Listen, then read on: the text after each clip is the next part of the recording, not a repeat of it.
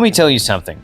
Handheld gaming PCs have officially entered their no-chill era, and Lenovo seems determined to turn the temperature up even further. The Legion Go 2 with SteamOS is not at all a spec bump or a cosmetic refresh. It's Lenovo quietly saying, what if we gave power users exactly what they keep modding their devices to become? And the answer, judging by the leaks and confirmed specs, is borderline excessive in the best possible way. Let's get into it. SteamOS, the plot twist nobody expected. The single biggest surprise is the operating system choice. I mean, instead of forcing Windows 11 into a form factor where it constantly feels like it's wearing shoes 2 sizes too big, Lenovo is launching a dedicated SteamOS version. That alone changes the personality of the Legion Go 2 completely. SteamOS is designed for controller-first navigation, instant sleep and resume, and a console-style interface that actually makes sense on an 8.8-inch screen. No taskbar gymnastics, no desktop pop-ups begging you to update something mid-game. You pick it up, hit the power button, and you're back on where you left off. It behaves like a gaming device instead of a laptop pretending to be one. There's also the performance angle. A growing number of PC gamers have discovered that certain titles run smoother on SteamOS than Windows, even when those games were originally built for Windows. Valve's Proton compatibility layer does some clever behind-the-scenes magic, often resulting in higher frame rates and better consistency.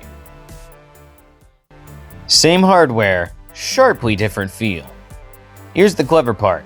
Lenovo did not compromise on hardware for the SteamOS model. Internally, it's identical to the Windows version, which means this thing is packing serious muscle. At the heart of the Legion Go 2 sits AMD's Ryzen Z2 Extreme. This chip is built specifically for high-performance handhelds and uses a hybrid CPU layout with Zen 5 and Zen 5C cores. Translation: you get high-clock performance cores for demanding games and efficient cores for background tasks and lighter workloads. Boost clocks reach up to 5 GHz, which is frankly ridiculous for something you can hold in your hands. On the graphics side, you're looking at 16 RDNA 3.5 compute units. What I'm trying to say, this puts the Legion Go 2 in a completely different class compared to earlier handhelds. Modern AAA games, high refresh rates, aggressive upscaling, and advanced effects are all on the table here. The OLED display is doing heavy lifting. And if you've been eyeing the device, one of the most quietly impressive features is the screen. Lenovo is using an 8.8-inch pure sight OLED panel with a 1920 by 1200 resolution and 144 Hz refresh rate. That alone is impressive. Then you add 1000 nits of peak brightness, and suddenly this is not just a good handheld display, it's one of the best. OLED means true blacks, infinite contrast, and punchy colors without the washed-out look that plagues many LCD handhelds. The 16 by 10 aspect ratio is ideal for PC gaming, giving you more vertical space without awkward letterboxing. Fast-paced shooters benefit from the high refresh rate. Cinematic games benefit from the contrast and color depth.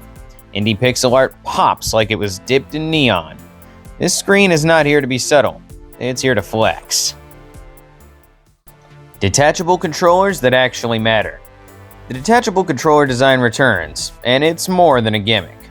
This setup allows tabletop gaming, couch co-op, and alternative control schemes without external accessories. Lenovo has refined the ergonomics, making long sessions less fatiguing and improving overall grip comfort. The flexibility is where things get interesting. Motion controls, asymmetric layouts, and accessibility-focused configurations all become easier when the controllers are modular. Added built-in fingerprint reader for fast logins, and the Legion Go 2 starts to feel like a premium device rather than a portable science experiment.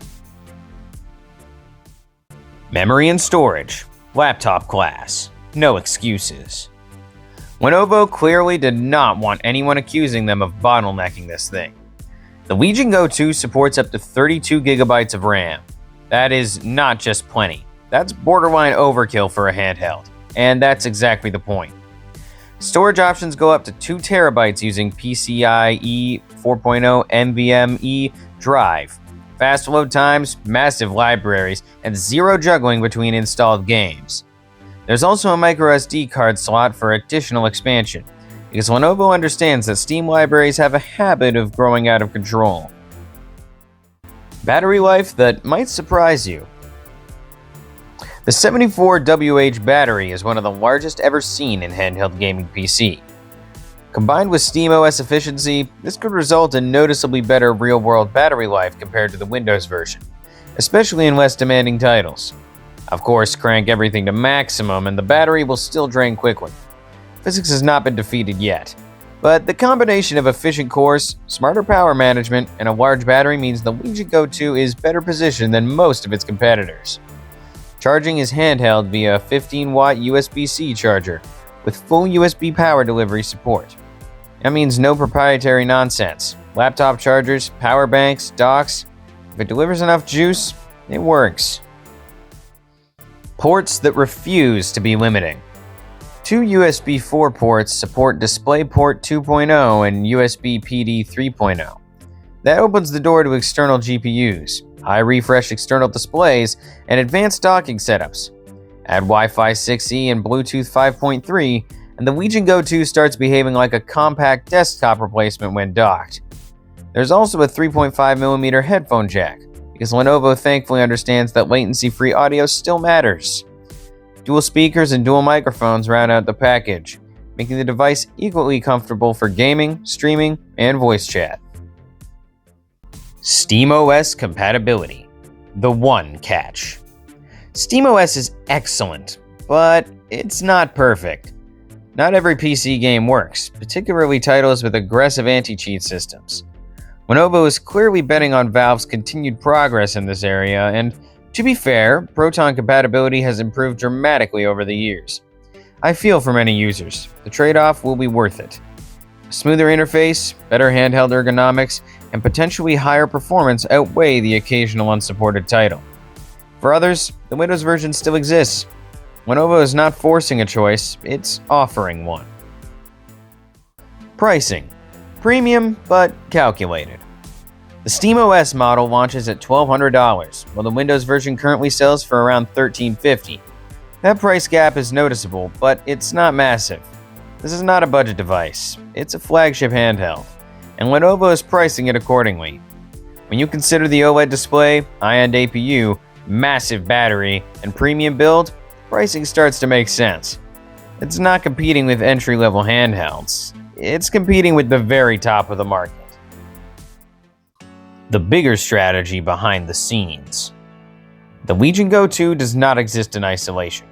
Lenovo is also experimenting with wildly ambitious form factors, including a leaked rollable OLED gaming laptop with an RTX 5090 and an expanding ultra-wide display. The message is clear. Lenovo is done playing it safe. By embracing SteamOS, Lenovo is acknowledging what the enthusiast community has been doing for years. Dual booting, modding, replacing Windows instead of fighting that behavior. Lenovo is leaning into it. Lenovo is taking a calculated risk with the device and executing it with confidence.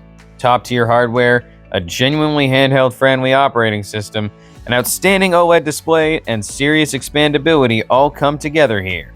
This device is not trying to be everything to everyone. It's trying to be the best possible version of a high-end handheld gaming PC. And judging by what we know so far, I think it is dangerously close to pulling that off. If SteamOS continues to mature and compatibility keeps improving, the Legion Go 2 could end up defining what premium handheld gaming looks like in 2026. And yes, your wallet should probably start sweating now. That's all for now. Elijah, out, and I'll see you in the next one.